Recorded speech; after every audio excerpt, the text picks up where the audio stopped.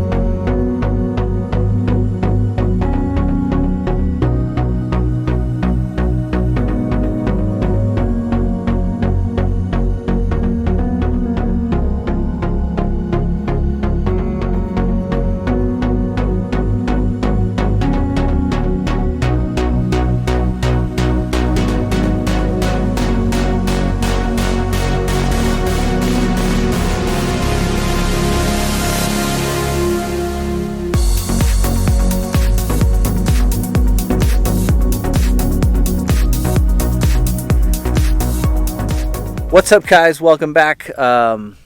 It is the next day now, and we found our new campsite. So because of the COVID issue, when we got to the campsite, it was closed down.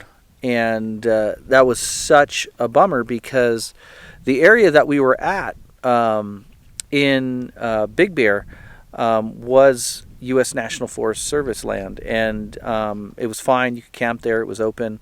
There were no issues. But when we showed up to the new place out here near Bishop, we rolled up, and there were signs right at the entrance after you drove all the way up to the camp area, which was a pretty decent drive from Bishop itself. Not to mention we had driven over 200 miles to get to the campsite, and we find out that it's closed. So that was such a bummer. And by the time we got there, it was about 10 o'clock at night. And I was just like, what do we do?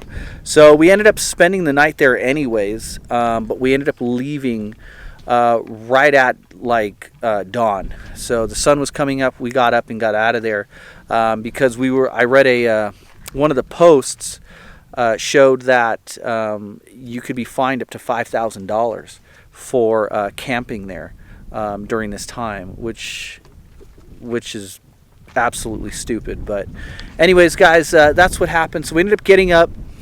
We ended up taking off from that location. I found some BLM land on the other side of Bishop, and I haven't had any issues camping on BLM land during this time. So we ended up finding a spot nowhere near as cool or pretty or anything like that, but nonetheless still a cool spot where we can see the Sierra Mountains in the distance, and they're just gorgeous, and you can actually see them right back there.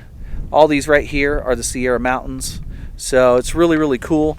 But that's what's been up, guys. So we've been here for just over a day now. And it's a cool place. Not our first choice, but it is a cool place. I think we're going to end up moving on tomorrow and actually finding a new location. So what I thought I would do, guys, right now is actually just show you a little bit around camp, show you what we've got going, how we're, staying charged and all of that stuff. And so I just thought I'd show you some cool stuff. So right here, you guys, this is our camping stove. It's an Ozark Trail. This thing isn't nothing fancy about it. It works. I picked it up for like $30 at Walmart. It works really, really good. Not the best thing out there, but when you're just trying to get out and camp, this thing works great. One of the things that I do recommend, though, because this does take a little bit of setup time, is if you're in a place where you're just if you're the type of camper that just basically wants to boil water to make coffee and hot chocolate, or do your mountain house meals or whatever, make soups, get yourself a Jetboil. These things are awesome. I know that they have some other ones out on the market. I don't know how good they are, because one of the things is Jetboils are pretty expensive. I think the one that we have, I think this one is, I think this one actually cost about $100. So it was kind of pricey, but I had some coupons, stuff like that. and was able to get a pretty good deal on it. I think 20% off. But I had done a lot of reviews. It showed that they were really, really good, so just went with that one, spent a little extra money. Buy once, cry once. Guys, I would definitely encourage you, if you just want to boil water and cook that way with a lot of meals, get yourself one of these Jetboils or something similar to it. It doesn't have to be a Jetboil, but these things are a heck of a lot quicker and easier to set up than a whole stove and plugging in the propane and all of that stuff. So if you want, definitely pick one of these things up because they make life a heck of a lot easier. And one thing I'd encourage you to do when you're going camping, keep this nearby in the back seat or something. Don't pack it away in all of your other camping stuff, because you may just need this and you don't want to have to pull out a big old your big old camping bin with all your camp cooking stuff, when all you really need is this. So keep this thing handy. This thing is awesome. And then guys, so for washing hands, doing dishes and stuff, I got one of these 7-gallon Reliance water jugs. This thing works great, does really well, doesn't leak, I think I picked that up at Walmart too. That thing works really, really good, and it tends to last us a couple of days.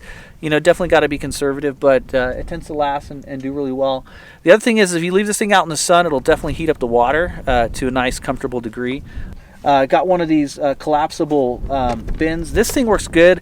At first, I was like, I don't know how well this thing's going to work, but it works pretty good. I was afraid that over time it would just eat through the rubber here, but I've had that for probably a year now or so, and it's still doing great.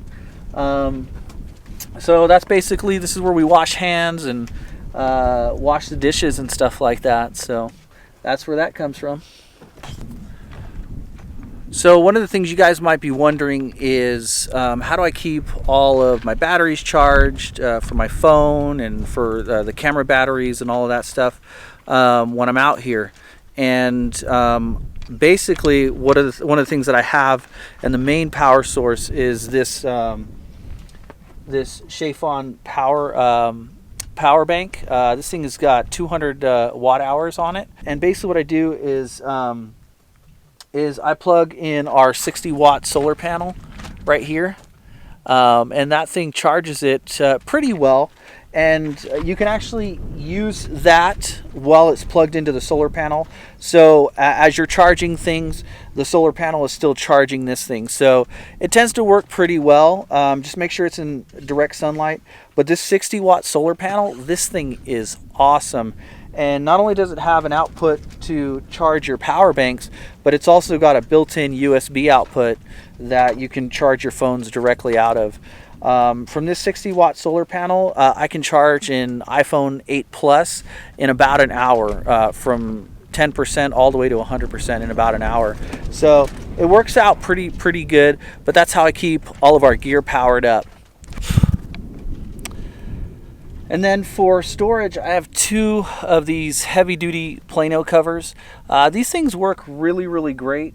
They're about 3 feet long and stuff, and about a foot wide and about a foot deep. So they tend to work really well.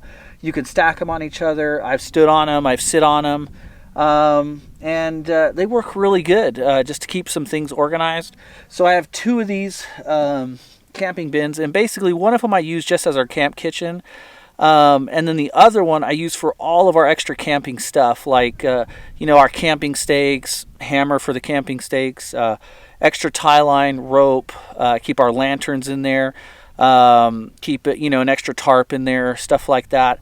And that's how I kind of keep stuff organized. And then outside of that, the rest of our gear is sleeping bags, cooler, and our food bin. And those are basically what I bring camping with us.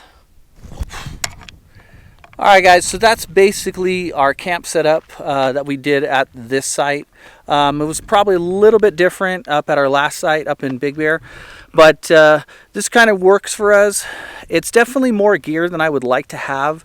And definitely when I go camping by myself, I tend to bring a lot less gear. I'm definitely a big planner, so I'm one of those guys that I'd rather have it, not need it, than need it and not have it.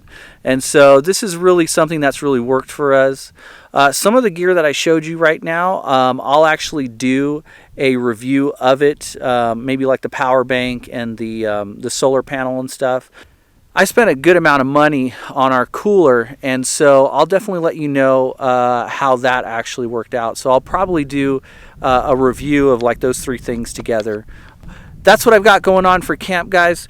I think I'm going to end the vlog here, guys, but thank you so much for coming along. And hey, you know what? The adventure is not over yet. We're still going to keep traveling. Again, we don't know how long we're going to be doing this until we go back home. So we're going to go from this location to our next location, which we don't even know where that is yet, but it's going to be somewhere cool. We went from the mountains to the desert, and who knows, we'll probably go back to the mountains again or something else. But wherever we end up, it's going to be cool, and it's a heck of a lot better than being stuck at home. Thank you so much for watching, and I hope to see you next time right here on Adventure Outline. Peace!